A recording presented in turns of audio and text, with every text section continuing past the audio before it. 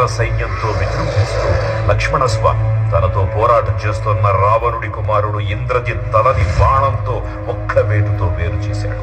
ఇంద్రజిత్ మరణ వార్త విన్న రావణుడు ఆవేశంతో ఊగిపోయాడు. ప్రతీకారం కోసం పాతాళ లోకాధిపతి తన సోదరుడు అయినటువంటి మహిరావణుడి సహకారం కోరాడు.